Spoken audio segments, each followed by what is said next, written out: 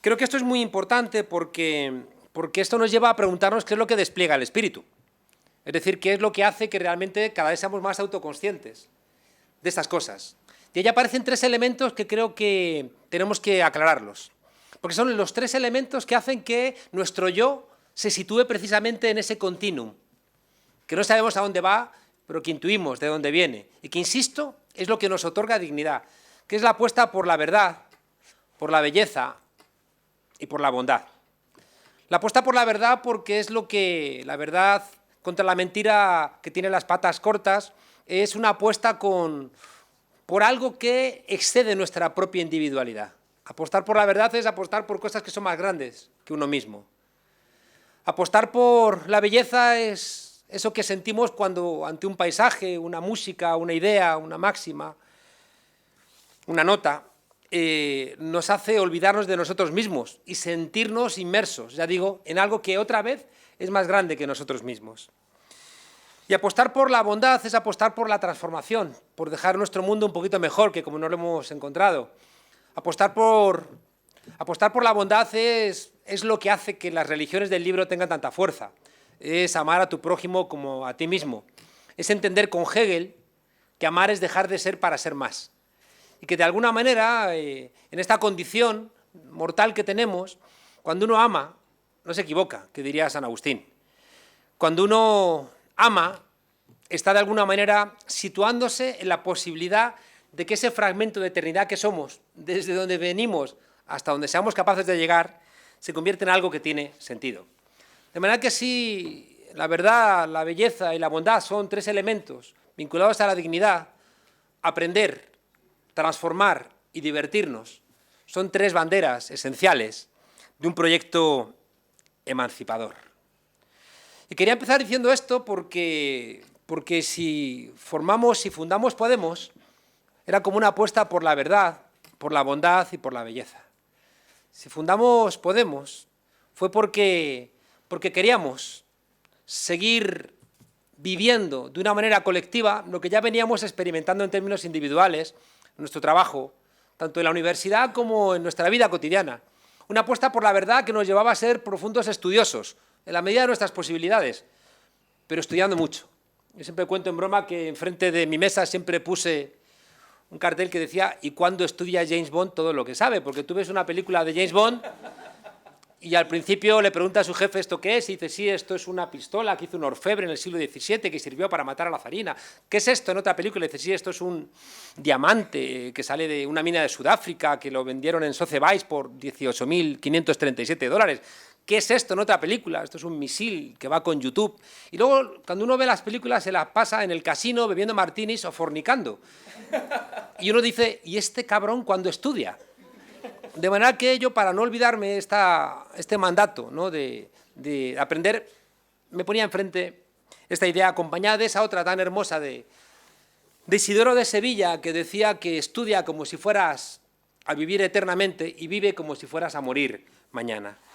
Aprender como una obligación política que nos ayude a situarnos en ese continuum de eternidad que nos permite tener dignidad. Transformar como una obligación política que está basada en la idea de amor, que no se la vamos a dejar, ¿no?, a los programas falsamente llamados del corazón, sino que entender que la tesis doctoral de Hannah Arendt era sobre San Agustín, es decir, sobre el amor. Y divertirnos porque esto no es un valle de lágrimas. Y de alguna manera, como bien sabía el Jorge del Nombre de la Rosa, la risa es revolucionaria porque le quita la solemnidad a los idiotas. Por tanto, fijaos, la idea de libertad, de igualdad y de fraternidad son tres herramientas para conseguir aprender, transformar y divertirnos. La idea de libertad, porque establece las condiciones de acuerdo, de reciprocidad entre seres humanos que han llegado hasta aquí gracias a los cuidados mutuos. Yo le cuento siempre a mis alumnos que hemos visto en el National Geographic que la mamá jirafa pare a la jirafita y al ratito estira esas patitas tan delicadas y se va a dar una vuelta. O la yegua pare al potrillo y al rato se va a dar una vuelta. En cambio, los seres humanos necesitamos los cuidados de nuestros padres hasta los 35 años, ¿no? O más. Más allá de la broma, han demostrado los primatólogos que venimos todos los animales sociales con una cláusula biológica de supervivencia, que son las pasiones. Y las pasiones están guiadas por un principio que es el que nos ha ayudado a llegar hasta aquí, cooperando, que es la reciprocidad. Y la reciprocidad se convierte en la herramienta central de la posibilidad de los animales sociales de haber llegado hasta aquí y de no haber sido víctimas de los depredadores. Parece mentira, ¿no?, que el ser humano tan desvalido, sin colmillos, sin grandes piernas, sin velocidad, sin fuerza, hayamos, ¿no?, resistido frente a depredadores supuestamente más poderosos que nosotros. Pues ha sido gracias, precisamente, ya digo, a esta idea de la reciprocidad, y la idea de libertad, insisto, está detrás de la garantía de conseguir esta reciprocidad, igual que la idea de igualdad establece las pautas de que la reciprocidad sea real. Y después está la fraternidad que, como dice Domenech, es pues la gran perdedora de la oferta ilustrada y que es la que permite el aire de familia de lo que históricamente hemos llamado la izquierda. La idea de fraternidad es esa apuesta por el reparto equitativo de las ventajas de la vida social. Es la construcción de ese mínimo vital que nos permite realmente sobrevivir y que es el que establece, ¿no?, esa exigencia de poder ser hermanos y hermanas contra aquellos padres o aquellos reyes o aquellos elementos autoritarios que nos están hurtando la posibilidad de ponerlo en marcha. Dignidad, la palabra dignidad tiene el prefijo dec, que es el mismo que el de decencia en el lenguaje indoeuropeo, y tiene que ver con la condición de no humillarse y no humillar. Ese prefijo dec hace referencia a una manera de estar donde entiendes que esa voluntad de aprender, de transformar y divertirnos, esa posibilidad de la libertad, de la igualdad y de la fraternidad se convierte en una exigencia tanto para ti como en tu garantía para los demás. Y por eso siempre nos ha emocionado en 1931 ese jornalero que cuando un cacique en aquellas primeras elecciones de la República estaba entregándoles unas pesetas para comprarles el voto, le tiró el dinero y le dijo: en mi hambre mando yo. Walter Benjamin, un autor marxista que nos interesa, como los autores marxistas que nos interesan porque son heterodoxos. Decía, me gusta repetirlo, Ludovico Silva, un filósofo venezolano, permítanme que cite a Venezuela ahora que ya nadie nos pregunta por Venezuela. Ludovico Silva decía que si los loros fueran marxistas, serían marxistas ortodoxos.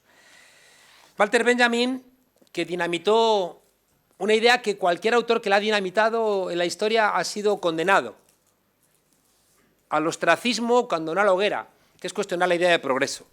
Porque cuando cuestionas la idea de progreso estás cuestionando a Dios. Y cuestionar a Dios nos deja demasiado solos. Walter Benjamin dijo que qué tontería era eso, de entender que las revoluciones son momentos de aceleración de la historia, pero si el capitalismo es un disparate que agota la libertad, la igualdad y la fraternidad, ¿cómo demonios va a ser emancipatorio acelerar? Al revés, él dice que la revolución es el momento de echar mano a die Notbremsen der Geschichte, los frenos de emergencia de la historia. Y que de alguna manera lo que plantean las revoluciones es mirar hacia atrás y echar los frenos.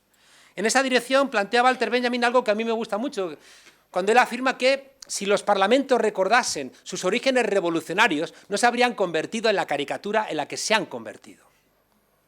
Porque hubo que pegar muchos tiros, hacer muchas barricadas, sacrificar muchas vidas para que los parlamentos existieran. No se levantó nadie una buena mañana y dijo: qué bien he dormido, voy a conceder el sufragio universal. Ni se levantó ninguna patronal diciendo: qué bien se está aquí en el Escorial, voy a dar la jornada laboral de 8 horas. Sino que las luchas de ayer son los derechos de hoy, igual que las luchas de hoy van a ser los derechos de mañana. Los parlamentos se han convertido en caricaturas porque hemos olvidado sus orígenes revolucionarios. Y por la misma manera, los partidos políticos se han convertido en empresas que lo que buscan es maximizar su utilidad. Si los parlamentos son caricaturas es porque los partidos políticos, que son el instrumento con el cual funcionan los parlamentos, se han convertido también en caricaturas. No puedo detenerme, pero seguramente el concepto que más me interesa de la teoría del Estado, que llevo 20 años dando clase de teoría del Estado, es un concepto que desarrolla en el año 72 Klaus Offe y en años posteriores, 3 o 4 años después, lo pone en marcha Bob Jessop, que seguramente es el teórico del Estado más relevante, del cual sacamos un libro en la editorial Catarata pronto, su último libro que se llama precisamente así, State, el Estado. Bob Jessop y Klaus Offe hablan de la selectividad estructural del Estado. ¿Qué significa este concepto? Significa que al Estado le resulta más fácil siempre, esté en él quien esté Rajoy o Pablo Iglesias, le resulta más fácil responder a unas demandas que a otras. ¿Por qué? Por dos razones. La primera, porque el Estado, por definición, es representativo. Cuando Marx y Engels tienen que adjetivar el Estado en el Manifiesto Comunista, ya que podían haber buscado adjetivos, pero dicen el Estado moderno es representativo. ¿Qué significa esto? Que siempre, por definición, unos pocos, siempre, por definición, unos pocos van a representar al conjunto. Esto es lo que va a apuntalar en los años 80 Norberto Bobbio diciendo es que no puede ser de otra manera, por lo que se llama la teoría de las escalas. Es decir, la polis funcionaba ¿con qué? Con 40.000 ciudadanos. No eran las mujeres, los extranjeros, los esclavos, los menores de 21 años, y por tanto eran comunidades muy pequeñas que podían casi reunirse en la Plaza Mayor de Madrid. Y por tanto, el problema de las escalas nos obliga a la representación. Esta idea implica, fijaos, que siempre va a haber unos pocos representando al conjunto, que, como discutíamos el otro día, lleva, ¿no?, a la frase de Rousseau en el Contrato Social, que quiso terminar Luis, ¿no?, poniendo el colofón a la frase, pero que para mí no quita la fuerza de lo que quería aplicar nuestro ginebrino. Es qué tontos los ingleses porque creen que votando son libres, cuando solamente son libres una vez cada 4 años, mientras que los bancos votan todos los días. Estos del Banco Santander votan todos los días. Votan aquí. Se permiten el lujo de estar detrás nuestra mientras que nosotros afirmamos que su propia existencia dinamita la posibilidad de la democracia. Esto es como cuando el Corte Inglés te vende una camiseta del Che Guevara. Algo falla, ¿no? Algo falla.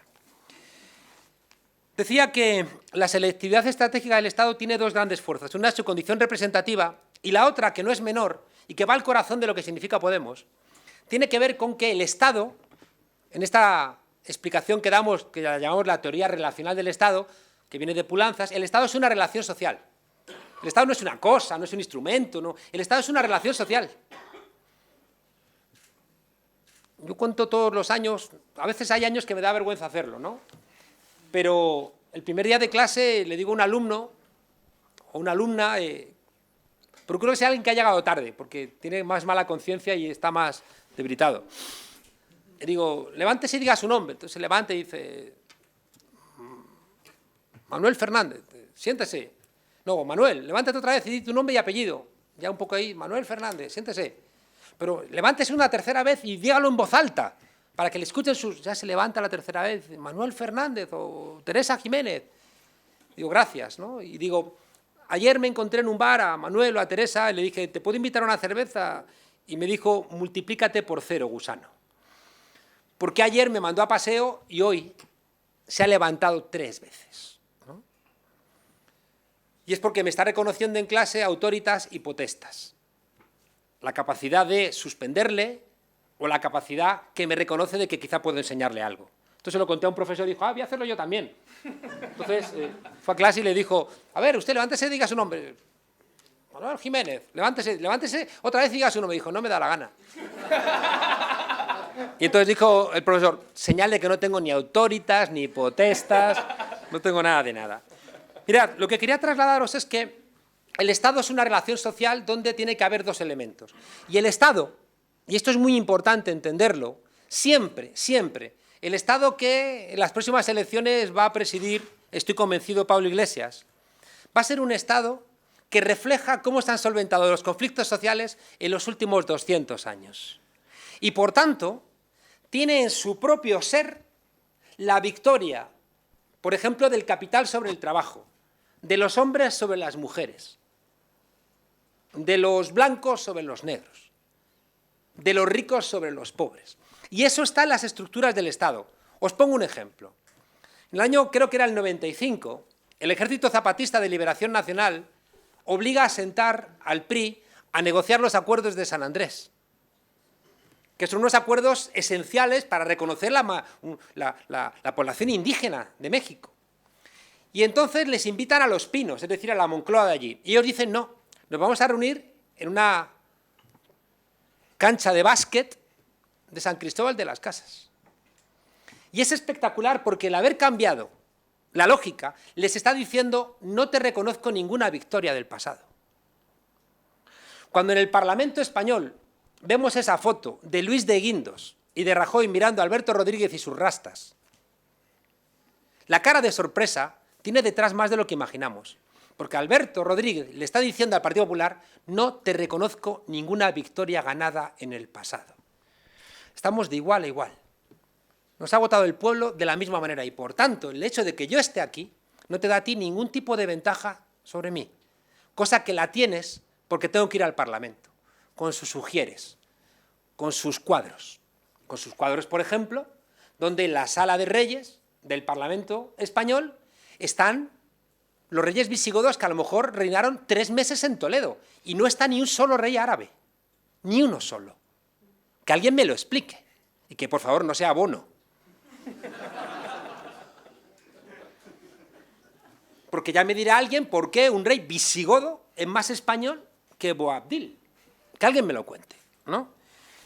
La selectividad estratégica del Estado, fijaos, implica que siempre, por definición, el Estado, al reflejar cómo se han solventado los conflictos del pasado, es bastante probable que te pueda terminar devorando. Es bastante probable. De hecho, mi experiencia, por ejemplo, en América Latina, es que el Estado ha terminado devorando proyectos que inicialmente eran revolucionarios y que al final han sido rehenes, fijaos, de esa propia lógica que te va, ya digo, cargando con sus lastres.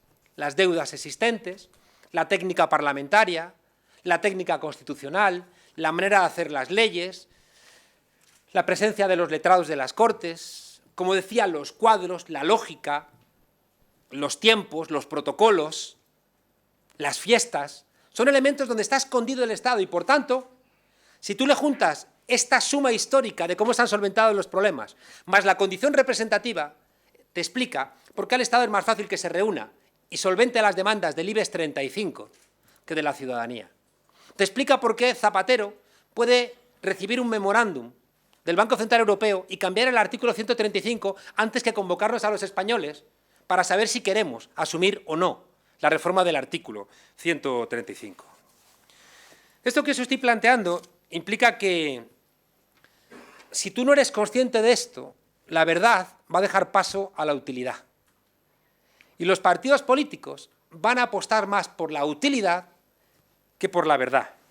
Porque la verdad hay que construirla, mientras que la utilidad te brinda beneficios inmediatos. Y eso es lo que explica también por qué todos los partidos políticos, todos, en esta lógica representativa estatal, se van hacia el centro. ¿Por qué? Porque en el centro es donde menos molestas. Y si tú lo que buscas es maximizar tu utilidad, lo que buscas es el mayor número de votos. Y el mayor número de votos supuestamente lo consigues donde a menos gente molestas. Y por eso yo planteaba que, claro, y si no sacas el coche del garaje tienes los 14 puntos, pero no vas a ningún lado. Y por eso me gusta esa expresión que nunca vamos a ver a nadie delante de un pelotón de fusilamiento antes de ser ejecutado gritando ¡viva el centro! Porque por ser de centro no te fusilan, ¿no? ¿Por qué Podemos se permite estos raptos de sinceridad que habéis visto en este curso? Porque nuestra materia prima es la verdad. Porque nuestra materia prima es la verdad. Y por eso Pablo puede decir cosas, o Íñigo, o Carolina, o Luis, o Tania, o Manolo, o yo. Podemos decir cosas que es imposible que las diga ninguno de los demás políticos. Porque nuestra materia prima es la verdad, no es la utilidad. Y por eso siempre he procurado estar tan alerta ante los riesgos de que caigamos en esas trampas de la selectividad estratégica del Estado y de la representación, y que pensemos que nuestra materia prima tiene que ser la utilidad, y no la verdad. Por lo que os planteaba al comienzo, porque nosotros cuando nacemos, no nacemos de la nada, sino nacemos de ese aire de familia, de la libertad, de la igualdad y de la fraternidad. Y con esos tres elementos no se negocia, porque tiene mucha fuerza. Decía que nuestros rastros de sinceridad es porque nuestra materia prima es la verdad y los sueños son nuestro motor. Y si nos vence el miedo, seremos rehenes de una cosa que dice Rochefoucauld, que dice: prometemos según nuestras esperanzas y cumplimos según nuestros temores. Prometemos según nuestras esperanzas y cumplimos según nuestros temores. He leído recientemente a Rochefoucauld y me ha dado mucha alegría leerlo, porque es profundamente reaccionario. Y que yo me haya dado cuenta de que es profundamente reaccionario me hace ver que el espíritu se despliega.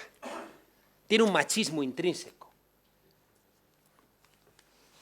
Si veis las imágenes de ayer, de hoy, de los Sanfermines, habéis visto que ha habido más gente en la manifestación contra la violencia machista que en el chupinazo. Y eso es bonito, porque parece que en los Sanfermines había como una suerte, era como el Eurovegas, ¿no?, del ocio, ¿no? Es decir, que parece que está permitido todo, ¿no? Como bebes, hay fiesta y hay muchedumbres, puede haber agresiones a las mujeres. Pues no. Y creo que esa expresión de protesta al respecto implica, ¿no?, que hay cosas que es verdad que el espíritu se va desplegando y que la verdad, la bondad y la belleza van generando su espacio, ¿no?, en nuestra autoconciencia. Por eso insisto, fijaos lo que os estoy diciendo, que Rochefoucauld, cuando dice prometemos según nuestras esperanzas y cumplimos según nuestros temores, es un riesgo que hay que evitar, y para evitarlo hay que huir del miedo. Y vengo a plantearos otra idea. Si existe Podemos, es porque empezamos a no tener miedo. Yo siempre he dicho que la transición española termina el 13M, cuando nos reunimos delante de la sede del Partido Popular a decir: queremos la verdad antes de votar. Y no teníamos miedo. Y sabíamos que podíamos pagar un precio alto, pero no teníamos miedo.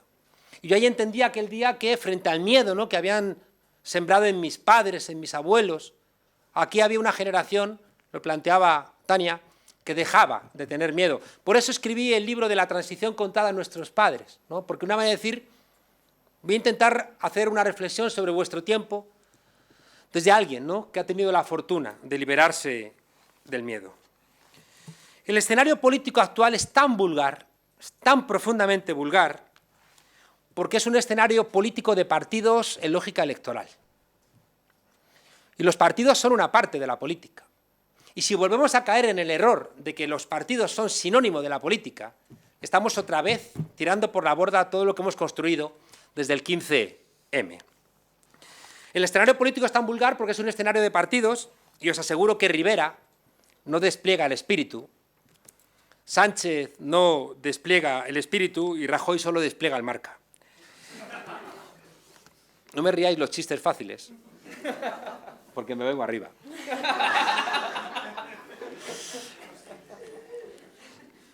Escuchar a Rivera diciendo: yo nunca he dicho, nunca he planteado un veto a Rajoy, es que están de nota, ¿no? Claro, yo no voy a hacer ningún tipo de comentario porque dicen que estoy insinuando cosas, ¿no? Pero las razones por las cuales Rivera, ¿no?, hace esas afirmaciones se escapan a mi entendimiento.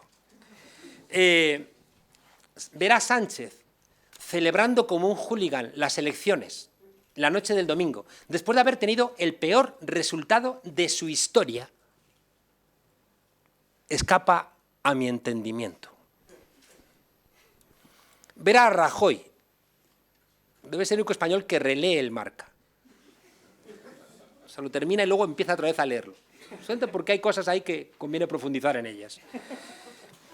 Ver a Rajoy releyendo el marca, ¿no?, como si no hubiera un riesgo en nuestro país de unas terceras elecciones, escapa a mi entendimiento.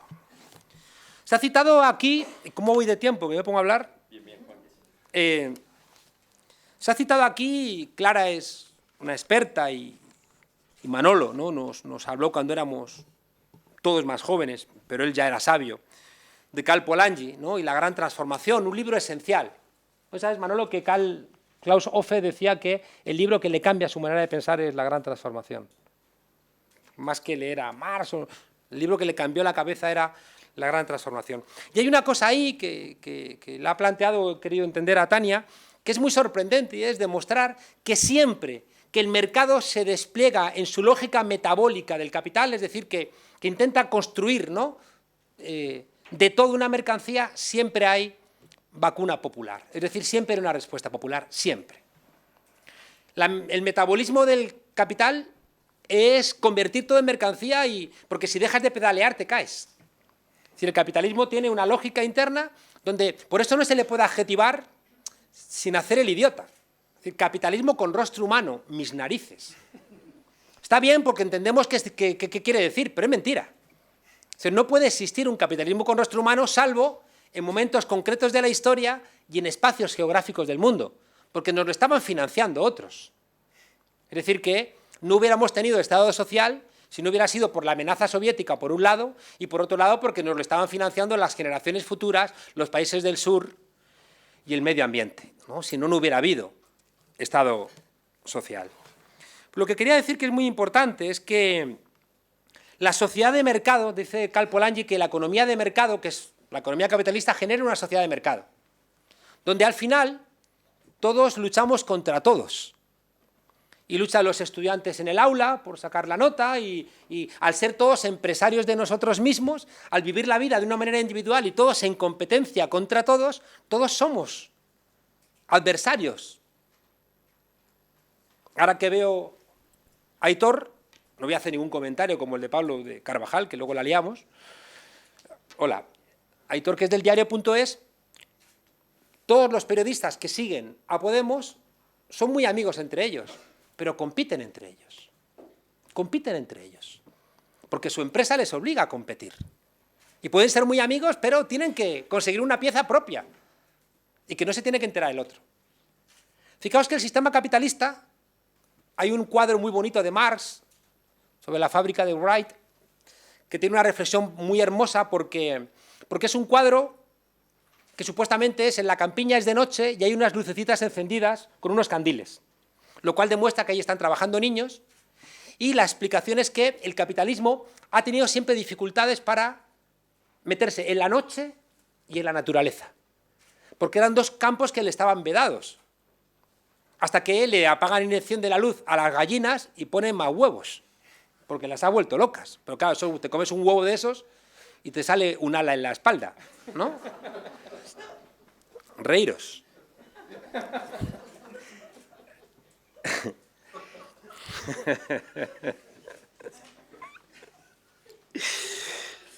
El capitalismo ha logrado meterse en la naturaleza de una manera brutal, ¿no? Fijaos que no es gratuito que ellos la hayan llamado la revolución verde, porque sabían que les costaba tanto que han tenido que llamarlo revolución para expresar lo que les costaba, ¿no? Y se han metido en la noche, que era el otro espacio. Hay un libro precioso de Jonathan Crady que se llama 24/7. Y es como el capitalismo ya es 24 horas al día, 7 días a la semana. Es decir, la noche se ha convertido también en un mercado para dormir, por ejemplo. Hay que tomar somníferos, ¿no? Y la noche se alarga, como un día bis. Bueno, quería plantearos que todo se ha convertido en una mercancía, todo. Aprender, el ocio, el deporte, el sexo, la amistad, los cursos de verano de la Complutense, lo que queráis, donde queráis, por supuesto, comer, habitar, transportarnos. Y por eso, fijaos, como siempre digo, que es como empezaba el libro, el curso urgente de política para gente decente, los canallas están envalentonados y la gente decente anda perpleja. Porque si todo se puede comprar, el que tiene dinero, porque compra bien en Ikea y compra armarios que tienen arriba un milloncejo, no como los demás que no sabemos comprar. Yo una vez compré un armario en Ikea y había 1 millón también, pero como en las instrucciones no ponía nada que hacer, lo tiré. Tenía la llave Allen y... En fin. Fijaos que que cuando uno tiene mucho dinero, si todo es una mercancía, se siente un dios. Y eso es lo que explica esta impunidad, ¿no?, de los que tienen mucho dinero. Os planteaba que es muy importante entender que, y lo planteaba Manolo en una expresión que le he escuchado, nos ha ido bien cuando hemos frenado el desarrollo capitalista en los últimos 200 años. En cambio, cuando ha recuperado, ¿no?, su autorregulación, la ha vuelto a liar. Ha vuelto a liar históricamente en los últimos 200 años invariablemente. Pero cuidado, porque la sociedad de mercado, y esto es muy importante que lo entendáis, el capitalismo, o sea, la economía de mercado genera una sociedad de mercado, pero esa sociedad de mercado toma diferentes formas en los diferentes momentos históricos y en los diferentes contextos. ¿Por qué os digo esto? Porque una de las grandes mentiras de la socialdemocracia es no entender algo que nos enseñó Wittgenstein, y es que las palabras se entienden en su contexto. La palabra matrimonio, obviamente, no significa lo mismo hoy que hace 100 años. Leía una vez un periodista que le estaba contando a su hija el cuento de Hansel y Gretel, que habían echado las miguitas y que de repente los pajaritos se las habían comido y no sabían qué hacer, y el padre estaba ahí como construyéndole a la niña un escenario de cierta angustia, y la niña de repente le dice al padre: ¿y por qué no llamó a sus papás por el móvil? Entonces este hombre hizo la reflexión: se jodieron los cuentos, ¿no? Una llamada, Blancanieves, no muerdas la manzana que está envenenada. Hola Romeo, soy Julieta, que cuando venga, vea, parece que estoy muerta, pero no estoy muerta, no hagas tonterías. O Humphrey llamando a Ingrid, en vez de ir al aeropuerto, decir: oye, que no voy, que te vayas con el Laszlo, que es un pesado, pero vete con él, ¿no?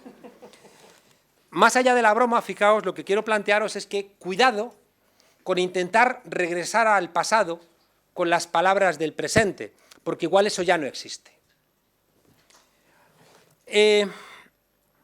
Desde hace 200 años vivimos en contextos, ya voy a acelerar, desde hace 200 años vivimos en contextos de democracia representativa y sistema capitalista.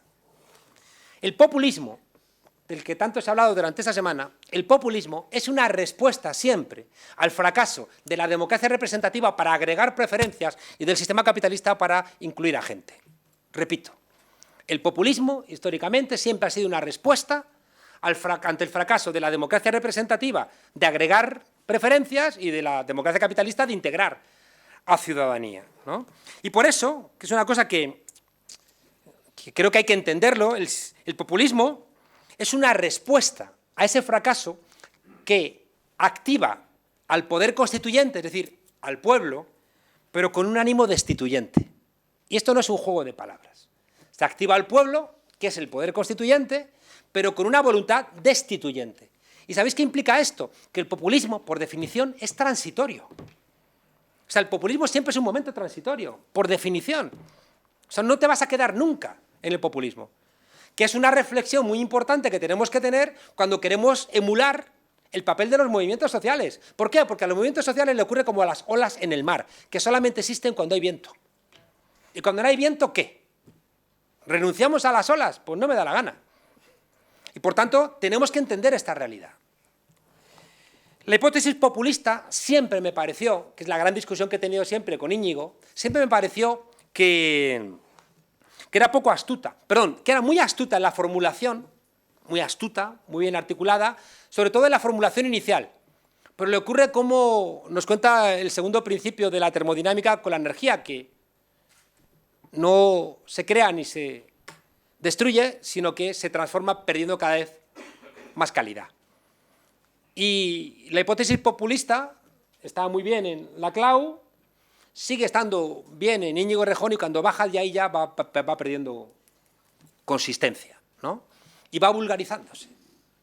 Y va vulgarizándose. Fijaos, es muy importante porque creo que en la solución de esto está el futuro de Podemos, de Unidos Podemos. Hablo siempre de Podemos porque no quiero hablar de algo que no me compete, ¿no? Fijaos, nacemos del 15M. Y frente al 15M había dos posibilidades. ¿representábamos el 15M o reconducíamos el 15M? Y esa es una discusión que tuvimos desde el comienzo. Yo siempre planteé que si solamente lo representabas, lo que hacías es poner técnicas, ¿no?, comunicativas subordinadas a encuestas de opinión. Si tú solamente representabas el 15M, estabas presuponiendo que el 15M ya estaba. Le inyectabas un poquito de catalizador en forma de agentes políticos mediáticos y ya tenías el puzzle hecho. Y no es verdad. ¿Por qué? Porque en una parte importante del 15M no había gente que estuviera en contra del sistema, sino que estaba enfadada por los excesos del sistema.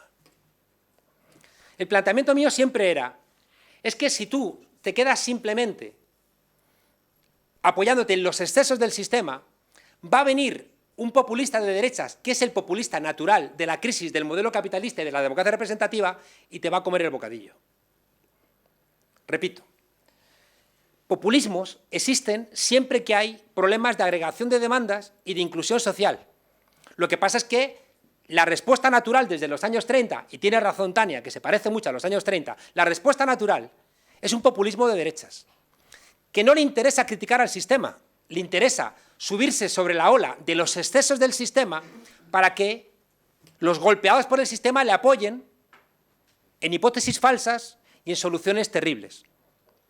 Hipótesis falsas como que la culpa, por ejemplo, de sus problemas la tienen los inmigrantes, o la tienen los sindicatos, o la tienen los burócratas, cuando la culpa de lo que nos pasa la tiene el terrorismo financiero. Y no vais a encontrar a ningún populista desde los años 30 cuestionando de verdad el terrorismo financiero. De hecho, quien va a financiar a Hitler y compañía, pues van a ser los grandes capitales, sin ningún tipo de problema. Por tanto, fijaos en el dilema representar el enfado o reconducirlo. Los medios de comunicación han preferido leer resúmenes de la Clau, cuando quien yo creo que tenía la clave real es Boaventura de Sousa Santos. ¿Por qué? Porque la Clau plantea, ya conocéis, ¿no? Es decir, hay un enfado social, entonces tú tienes que trazar una línea entre un ellos y un nosotros, pivotado, ¿no?, sobre una demanda que se vacía para que todos puedan identificarse en esa demanda, que puede ser un liderazgo, ¿no?, y que construye un nosotros que es un pueblo alternativo a lo que existe. La gente se cuelga, las demandas las cuelgas, ¿no?, en esa percha que se ha vaciado y, por tanto, se hace una relación equivalencial, se hace de alguna suerte de suma que permite el cambio social. Y dice, ya. ¿Qué plantea Boaventura de Sousa Santos? Que lo que tienen que hacer las demandas sociales no es vaciarse para soportarse unas a otras, sino lo que tienen que hacer es traducirse unas a otras. Y que todos los enfados que expresaba el 15M tienen que hacer el esfuerzo de interrogarse mutuamente y traducirse mutuamente. Porque de lo contrario, estás haciendo algo que es terrible, que es desperdiciar la experiencia. No es curioso, y esto es esencial, casi es lo más importante que quiero deciros, no es curioso que el modelo neoliberal sobreviva negándonos la historia. Lo planteaba George Orwell en 1984. O sea, quien escribe el pasado controla el presente. Y hace 2200 años un emperador chino mandó ejecutar a todo aquel que utilizara la historia para criticar el presente. Fijaos que si tú lo que planteas no es representar el enfado existente, sino reconducirlo a través de procesos deliberativos, tienes la posibilidad de que tu diagnóstico de que estamos en una crisis civilizatoria no sea devorado por la nostalgia del pasado. Os lo digo de otra manera. Si tú planteas, fijaos, que hay que reconducir lo que existe, que hay que debatirlo, que es lo que me llevó a mí, cuando hablé inicialmente con Pablo de qué papel yo quería representar en la ejecutiva, yo le dije a Pablo, como Prometeo, ¿no?, ya se habían repartido todos los cargos, y era curioso, ¿no?, faltaba algo. y dije, pues yo quiero, Pablo, quiero ser secretario de Programa y Proceso Constituyente. ¿Por qué? Porque creo que donde nos la jugamos es en hacer un programa alternativo. No simplemente escuchar el enfado, sin más, sino que hay que construir un programa alternativo con la ventana de oportunidad que ha abierto este enfado. Pero cuidado, no lo vamos a hacer nosotros. Esto lo vivimos como un proceso constituyente donde la gente asuma su corresponsabilidad o no vamos a ningún lado. Es lo que ha dicho Tania, que ha emocionado a Luis. Claro, pero si estamos entrando en una fase antropológica diferente. Es que los cambios que enfrentamos nos van a cambiar la manera de vivir. Y por tanto, ¿cómo le vas a cambiar a alguien la manera de vivir sin su consentimiento y sin su participación? Otra vez la vanguardia de que del proletariado, si ya no hay proletariado. Lo que hay es otra cosa, ¿no? Y cuidado, habéis dicho una cosa, y lo planteaba también el otro día Íñigo, que no es verdad. El gran autor, fijaos, de la idea de ciudadanía, que es Thomas Humphrey Marshall, en un libro del 49, Ciudadanía y clase social, él plantea que los derechos ciudadanos, plantea tres mentiras, pero que forman parte de una lógica. Plantea que los derechos vienen en oleadas, primero los derechos civiles, luego los políticos y luego los sociales. Mentira. Si uno lee la Carta del Bosque del siglo XII, se reclaman todos los derechos. Todos, no solamente unos y luego otros, todos. Segunda mentira. Son más importantes los civiles, luego los políticos y luego los sociales. Mentira. Los tres son esenciales, porque si no tienes derechos sociales, ¿qué más me da a mí que me concedas derechos en términos de libertad y de igualdad si no los puedo ejercer? Y el tercer elemento, que para mí es esencial, plantea Thomas Humphrey Marshall, que los derechos son irreversibles. Mentira. Estamos perdiendo. El artículo 1 de la Constitución en España se está quedando en agua de borrajas. Estamos perdiendo el Estado democrático. Es decir, hay cosas sobre las cuales no podemos nosotros votar. Nos están diciendo no puedes decidir sobre eso.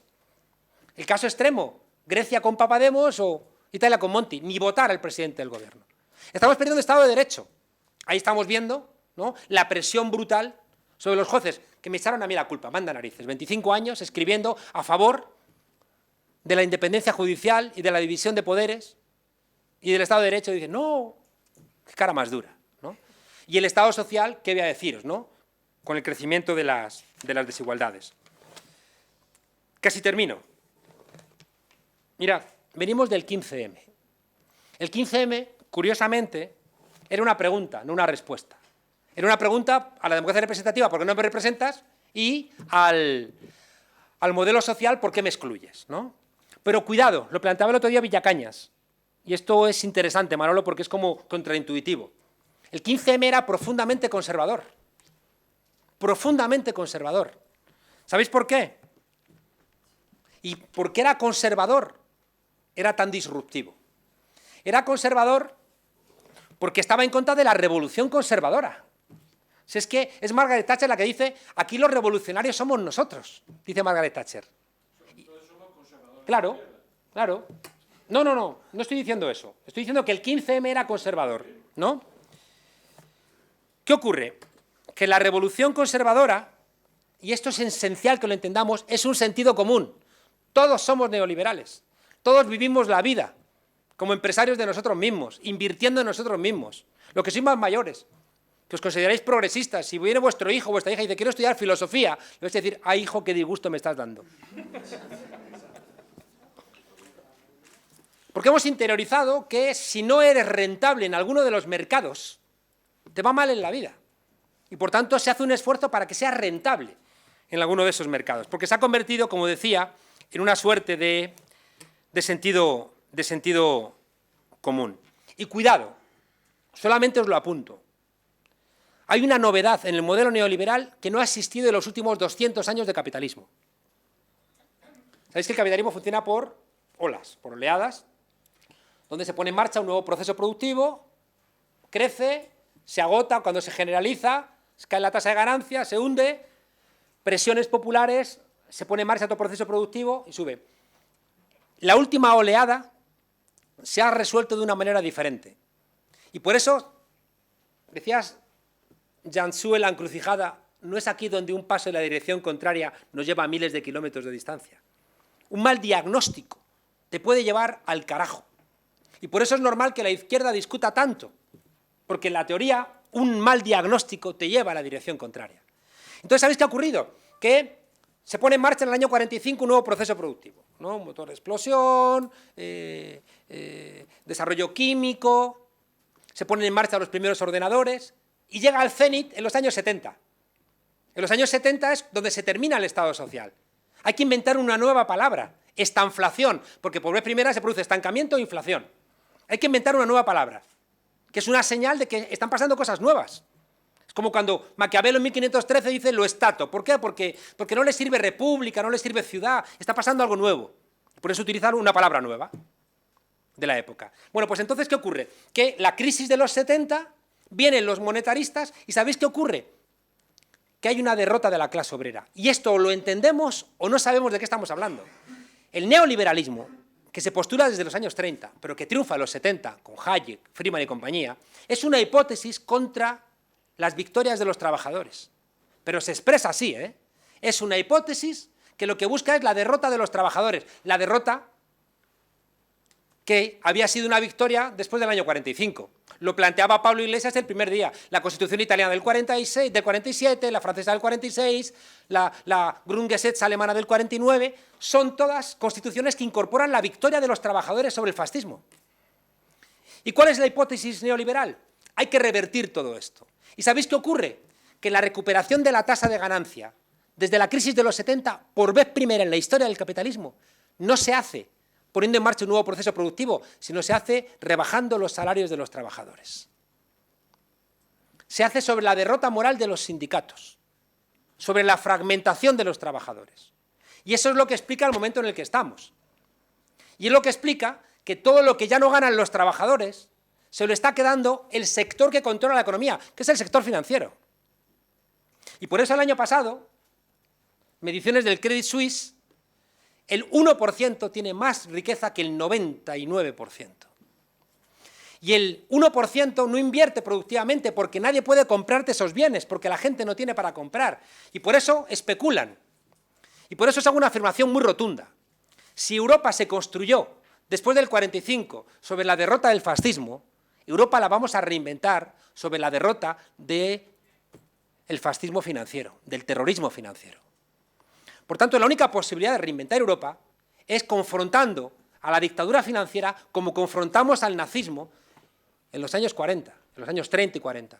Si no, ocurriría ese escenario contrafáctico terrible, que es que hubiera ocurrido si ganase Hitler. Esto, fijaos, todo en España se complica. ¿Por qué? Porque aquí todo... Si en Europa hay neoliberalismo, aquí hay neoliberalismo cañí. ¿Por qué? La derecha neoliberal es una derecha que puede estar a favor de las drogas, a favor del aborto, a favor del divorcio, pero que es autoritaria en lo económico. Aznar saca a la derecha española de estar referenciada con el franquismo y la mete en el modelo neoliberal. ¿Qué ocurre? Que por nuestras especificidades, sobre todo de la transición, tenemos una serie de personajes que son claramente neoliberales, porque son unos piernas. Es decir, es aquella discusión, no, si yo estoy aquí para forrarme. O ese diputado que el otro día dijo, no, si yo estoy aquí para tocarme los huevos, ¿no? ¿Qué ocurre? Que uno mira el comportamiento de Correa. ¿Sabéis que en el año 98 Aznar manda a Venezuela a ayudar a la adversaria de Chávez? ¿Sabéis a quién manda? A su yerno Agag. Manda a Moragas, si mal no recuerdo, y manda a Correa. Manda a Correa. Saquen ustedes las conclusiones de en qué estaban pensando, ¿no? Entonces, fijaos, gente como Correa, Aznar. Ayer el informe Chilcot demuestra que apoyaron la guerra solamente para posicionarse. ¿Quién contrata a Aznar después de la guerra? News Corporation, Murdoch, el autor en los medios de la mentira de que había armas de destrucción masiva. ¿A quién contrata News Corporation? A Blair. Se han forrado. Arístegui era el portavoz de Exteriores del Parlamento. Otro que se ha forrado. Bueno, Soria, Cañete. Y luego, ¿qué ocurre en España? Que es una cosa muy peculiar, que también se ha mantenido dentro del Partido Popular el franquismo, con figuras clásicas como Fernández Díaz. En el PP están juntos ¿qué es lo que hace del PP un partido muy peculiar? Están juntos pues Le Pen y Sarkozy, o Schäuble y Alternative für Deutschland, juntos. ¿Qué es lo que hace que el PP tenga esa fuerza y por qué no cuaja una extrema derecha? Porque está en el PP. Y por eso el PP, fijaos, cada vez se lepeniza más. Y por eso dice, si me da igual, si me votan porque robo, está bien. Y ni se conmueve, porque están en esa lógica ya lepenizada, como os decía. El 15M triunfó porque no tenía memoria. Quitaron la bandera republicana aquella noche. Y dijeron los chavales, quita esa bandera porque nos divide. Y era verdad. Y era curioso, fijaos, que unos muchachos y muchachas que estaban en la Puerta del Sol reclamándose indignados por Stefan Hessel, un miembro de la resistencia, cuyo valor era haber luchado contra el fascismo, obligan a quitar una bandera que expresaba lo mismo. ¿Sabéis por qué? Porque esos chavales no sabían que en el año 44 Leclerc manda a la 9 a entrar a liberar París. Y quien entra a liberar París son republicanos españoles, en blindados que llevaban el nombre Guadalajara, Madrid, Brunete. Son los que entran a liberar París en el 44, con esa bandera que mandan quitar a esos chavales, porque les han hurtado su historia. Hace unos meses, el rey Felipe VI inauguró una placa en homenaje a la 9, altamente condecorados todos en Francia. Inauguró una placa en París. Y yo me pregunto, ¿por qué no ha inaugurado Felipe VI la placa, la 9, aquí? ¿Por qué? Por tanto, fijaos, el 15M no tenía memoria, no tenía liderazgos, no tenía programa y no tenía estructura. Y estos cuatro elementos que eran la clave de su éxito se convirtieron, a su vez, en la clave de su fracaso. No tener memoria, no tener liderazgos, no tener programa y no tener estructura. Y ahí, entonces, surge Podemos.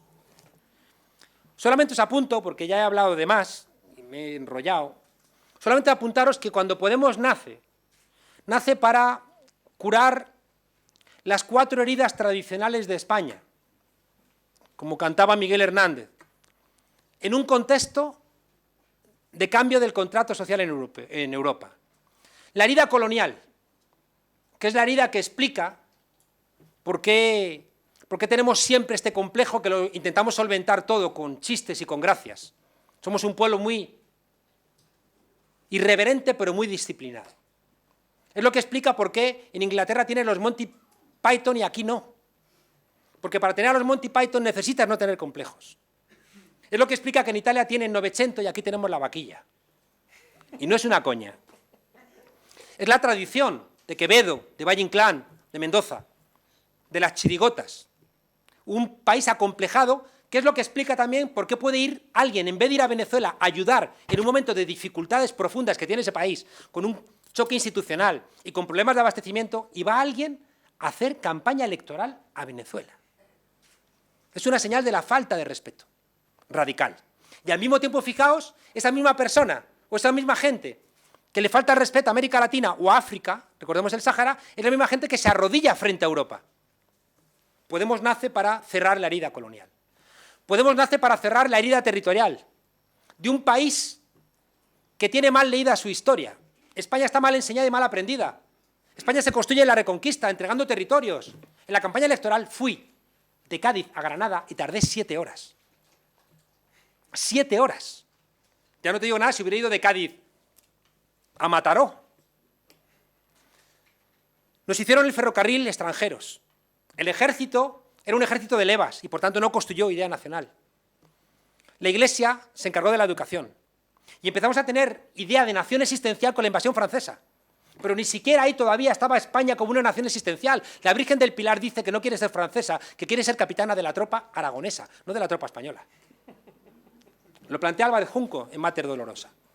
Empezamos a sentir España. ¿Y qué ocurre? Que como los reyes católicos evangelizaron, pero no construyeron nación, en Cataluña, en Euskadi, en Galicia, construyeron nación. Y por eso, la herida territorial, que tiene que entender que España es un país de países, es una nación de naciones. Que, como dice Helmut Plessner, de Italia o de Alemania, somos una nación tardía, un Estado muy viejo, pero una nación tardía. Un Estado viejo que se dedicó a evangelizar. La herida social, cuando la clase obrera está reclamando derechos sociales, ¿aquí qué ocurre? El pistolerismo patronal en el sur o en Cataluña, en los lugares donde había movimiento obrero o campesino, rápidamente viene la dictadura de Primo de Rivera, el paréntesis de la Segunda República y luego 40 años de dictadura militar de clase cuando se está desarrollando en Europa el Estado social. Pues claro, la herida social es otro de los elementos que tenemos que cerrar. Y por eso leímos bien que lo primero que había que presentar en el Parlamento era la Ley 25, lo primero. Y la última herida, que necesitaríamos dar un par de horas, solamente os la anuncio, es la herida ciudadana. La herida ciudadana es la herida de un país donde la ciudadanía entiende que lo de todos es de todos, no de nadie. Y que implica una mayor corresponsabilidad con las cosas colectivas.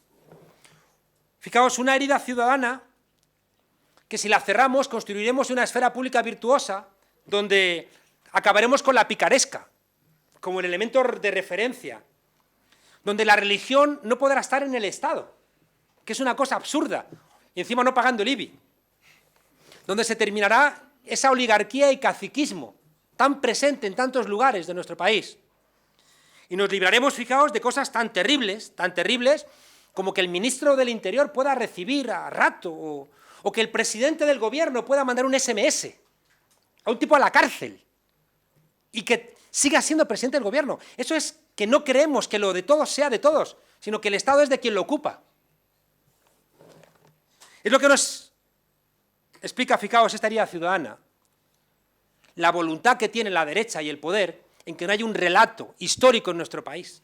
Y en esa voluntad de lo que les molesta la memoria histórica, lo que les preocupa profundamente, fijaos, el papel de las mujeres en España, que es un papel mermado respecto del conjunto del país, precisamente por esta ausencia de memoria histórica. Estoy leyendo un libro, que lo conocerá Manolo, sobre el movimiento democrático de mujeres, que tuvo que partirse la boca contra el Partido Comunista durante la transición, porque no querían reconocerles nada de las peleas concretas. Y fueron las mujeres las que dijeron, no, cuidado, aquí también amas de casa, porque si no reivindicamos los derechos feministas de las amas de casa, ¿esto qué es? Y el aborto en soledad. Fijaos que si tuviéramos esa memoria, ¿cómo se le iba a haber pasado por la cabeza a Alberto Ruiz Gallardón el intentar retrotraer 30 años la ley de interrupción voluntaria del embarazo que habéis conseguido las mujeres? Esa ausencia de historia permite constantemente, ya digo, permite que Trillo diga, no estuvimos en la guerra. Es que es espectacular, o Esperanza Aguirre. Cuando fueron a las Azores, le hicieron un ultimátum, los tres matones dijeron, entrega las armas de destrucción masiva, que sabían ellos que no existían.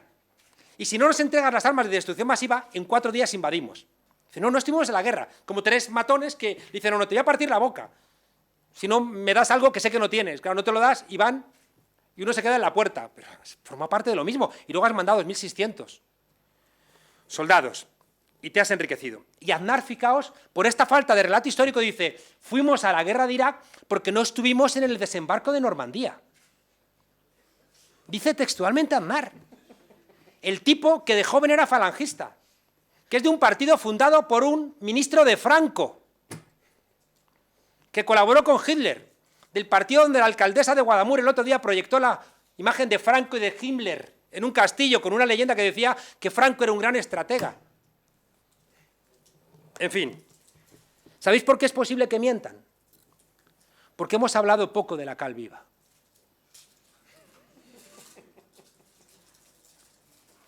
Y si en este país hubiéramos hablado mal, no de la cal viva en sí, sino que con los impuestos de los españoles, aquí hubo terrorismo de Estado, si cada uno de los españoles y españolas tuviera clara que con el dinero suyo aquí se ha pagado terrorismo de Estado, os aseguro que le sería mucho más difícil a Fernández Díaz reunirse con un magistrado para sembrar pruebas contra los adversarios políticos.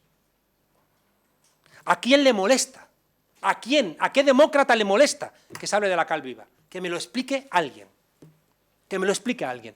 Y resulta que no hablamos de la cal viva porque podemos perder votos. Espectacular. Espectacular. Porque con ese argumento estamos justificando que Fernández Díaz se reúna con un magistrado para sembrar pruebas falsas. Y se permite que los periodistas pantuflos que han colaborado con estos sinvergüenzas que utilizan las instituciones públicas para luchar contra los adversarios sigan estando en televisión. Es que no hay una asociación de la prensa que no invite. Es como si en un hospital siguiera operando un médico que ha hecho, no sé, extirpado órganos a niños. Es decir, periodistas que han mentido sabiendo que mentían, y siguen yendo a los programas de máxima audiencia. Esto solamente es posible, y claro, es una metáfora, porque no hablamos más de la cal viva. Conclusión. En Acuamed. Resulta que en Acuamed despiden a los trabajadores que denuncian. Y dice el juez que los tienen que reintegrar y no los reingresan. Y salen de la cárcel los responsables de intentar envenenar el Ebro y los readmiten. Monedero, está siempre enfadado. Siempre sales enfadado. Conclusión. Mirad, el neoliberalismo, os decía que es una hipótesis, están los textos de Hayek, están los textos de Friedman, es la hipótesis contra los derechos de los trabajadores, que lo que busca es privatizar todos los ámbitos sociales posibles. El neoliberalismo, que es donde se expresa hoy en día la derecha y desgraciadamente una parte importante de la socialdemocracia que asume los presupuestos neoliberales, implica, fijaos, lo ha resumido Fernández Díaz, el trabajo estable es una reliquia del pasado. Lo ha dicho textualmente. Tuve una reunión con un ministro alemán que me dijo que ellos no tenían, del SPD, que me dijo que ellos no tenían ningún tipo de nostalgia del Estado social. Y yo por eso le dije, claro, es que los socialdemócratas hoy están en Podemos, porque ya no están. Porque cuando tú defines la socialdemocracia en los años 50, te das cuenta de que los 5 principales principios socialdemócratas los han negado ellos. El Estado social, el corazón del modelo socialdemócrata. Con el artículo 135 lo dinamitas. Las políticas keynesianas, en el momento en que haces una política laboral que rebaja los derechos laborales, te cargas la idea de política keynesiana. El liberalismo político, es decir, pensar que a través de las elecciones y los medios de comunicación y el debate cambian las cosas. Renuncias cuando estás firmando el TTIP en Bruselas, que renuncias incluso a jueces nacionales. La lucha contra las desigualdades, renuncias a ellas en el momento en que estás en contra de una política fiscal progresiva. Y economía mixta, renuncias en el momento en que no quieres asumir que con Bankia y Mare Nostrum hagamos, por ejemplo, una banca pública. La derecha está rompiendo todo lo que habíamos construido en el contrato social de posguerra, todo. Está rompiendo los derechos sociales, está rompiendo los derechos democráticos y está rompiendo los derechos civiles.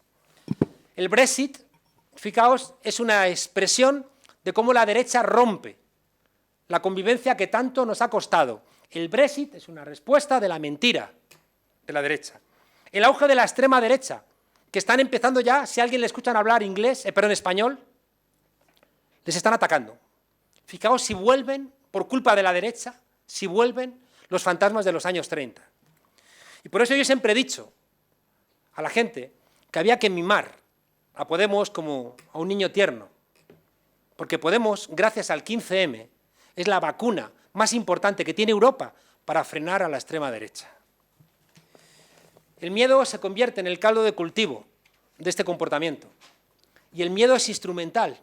El miedo lo rige el hipotálamo, mientras que el pensamiento lo rige el neocórtex. El miedo es una pasión, que la alimentan constantemente. Cuidado, cuidado, cuidado. Y el miedo, ¿sabéis qué es lo que ha operado durante la campaña electoral de una manera brutal? La imposibilidad de regresar al pasado. Ya he terminado, sí, ya he terminado. La imposibilidad de regresar al pasado, porque la globalización lo impide, porque la complejidad social, la fragmentación social lo impide, porque las tecnologías de la información y el desarrollo tecnológico lo impide. Y por tanto, la hipótesis de Podemos, la real, la que nos llevó a nacer y la que tenemos ahora por delante, es precisamente entender que nosotros nacimos no solamente como una alternativa, no venimos a hacer una sustitución de élites, poniéndonos en el lugar de otros partidos, sino que, como dice Boaventura de Sousa Santos, traemos un pensamiento alternativo de alternativas. Hay una pared y hay una grieta que marca las tendencias de superación de todos los problemas que tiene Europa. Nosotros nos situamos en la grieta. Cuando de repente empezamos a dar saltos entre la grieta y la pared, reforzamos la pared. La hipótesis populista era incorrecta. Y hay que tener mucho cuidado.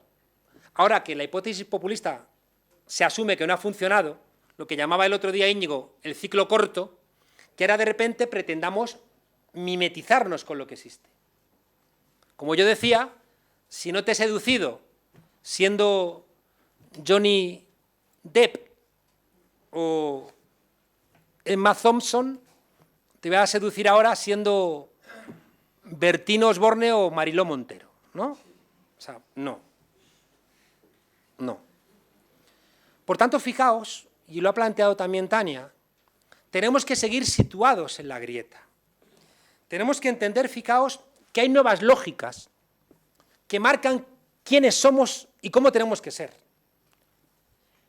La lógica Wikipedia, lógicas participativas, que construye la enciclopedia más importante del planeta.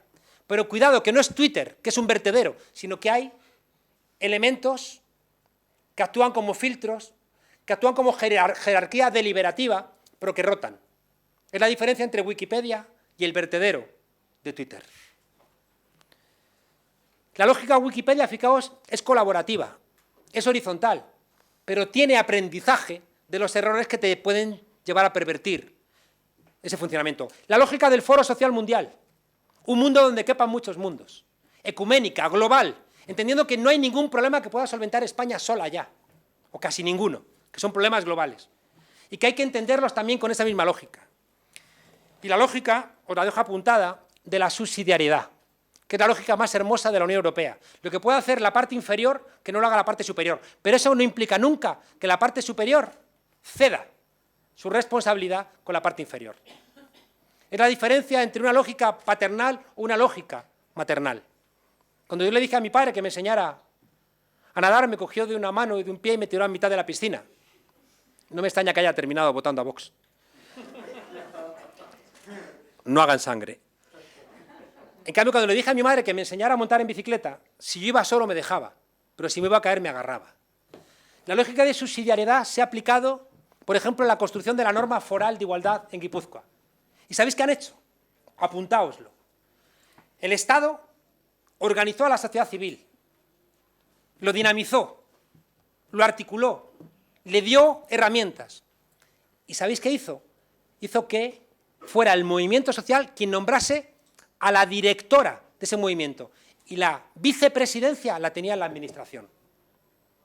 Repito, la vicepresidencia la tiene el Estado y la presidencia la sociedad civil. Pero para que eso ocurra, no puede haber políticos que se creen más importantes que el pueblo. No puede haber políticos que se creen más listos que el pueblo. Y tienes que estar siendo un gran dinamizador. Y por eso he insistido desde el comienzo que Podemos tenía que tener un vector partitocrático, representativo, mediático, con elementos jerárquicos, pero que es el vector, si no iba acompañado del vector deliberativo, participativo, de los círculos, nos convertíamos en un partido más. Nos convertíamos en un partido más. Y eso implica, fijaos, que lo que tenemos por delante es el reto de construir el partido político del siglo XXI, porque los partidos políticos son instituciones viejas, como los ateneos, como los periódicos de papel, como las universidades que no se transforman. Los partidos políticos tienen que reinventarse, y Podemos tiene que reinventarse en forma de un frente amplio, donde habrá naves nodrizas, donde habrá identidades más firmes, pero donde va a haber una lógica mucho más líquida, donde la gente más consciente, que es como esa lógica de Wikipedia, que va a mantener la coherencia del aparato, pero que sabe que tiene que rodar, tiene que alimentar que haya 23 millones de personas colaborando gratuitamente en la construcción de Wikipedia. Si tú te sientes más importante que los 23 millones, no hay Wikipedia. Y por eso, fijaos, hace falta una conceptualización diferente en los sitios iguales y en los sitios diferentes. Hay que entrar en el Parlamento porque es esencial, pero hay que convertir al Parlamento en otra cosa diferente. Y recordar lo que decía Walter Benjamin, que se han convertido en lugares patéticos, porque nos hemos olvidado que eran lugares ganados revolucionariamente. Y por tanto, los círculos se convierten en el espacio esencial de la reinvención de la política. Y los consejos ciudadanos es la parte política, mientras que los círculos son el elemento no político, pero no partidista de nuestro partido. La conclusión es que tenemos que experimentar, tenemos que inventar, no están las cosas teorizadas, sino al revés, subteorizadas. Pero haciendo lo mismo que los demás, vamos a cometer los mismos errores. En un momento donde estamos jugándonos el contrato social.